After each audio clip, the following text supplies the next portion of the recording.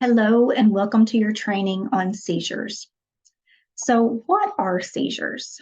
A simple way to think about seizures is a misfire in the brain. So you have all of these electrical connections inside the brain and this continuous firing. So when there is a disturbance in this or a sudden uncontrolled burst of electrical activity in the brain, a seizure can happen. So there are different types of seizures. We're going to talk about two of the most common ones.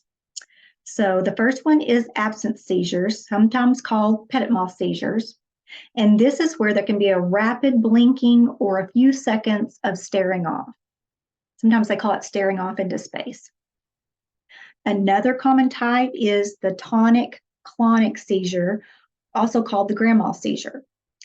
Symptoms might present as falling to the ground, having muscle jerks or spasms, or a loss of consciousness. The person may feel very tired and exhausted afterwards. So what to do if someone has a seizure? First, you're going to safely get the individual to the floor or to the ground. You're going to remove anything around them that could cause injury. Turn them on their side if possible. This is in case of vomiting, so they don't aspirate. Do not put anything in their mouth and don't hold them down. So you just want to remove anything around them that they could hurt or hit themselves and cause injury, but do not put anything in their mouth and do not hold them down. You want to time the seizure. What were they doing before, during, and after the seizure? Check vitals at the appropriate times. If a seizure lasts longer than 5 minutes and the individual doesn't have a protocol, you're going to immediately call 911. Let me say that again. If the seizure lasts longer than 5 minutes and the individual does not have a seizure protocol, you're going to immediately call 911. If this is a new seizure, meaning the consumer does not have a diagnosis of seizures, you're going to call 911 immediately.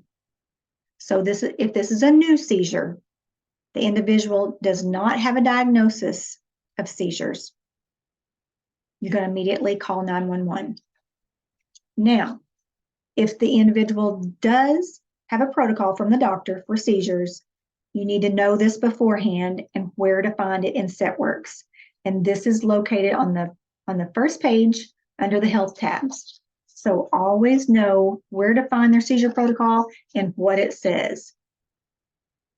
If there is no specific protocol, general seizure information will be found in their health education book. So also know where that is. If they do have a protocol, follow the protocol, give medication if appropriate, at the appropriate time if the doctor has prescribed a PRN for seizures. Thank you.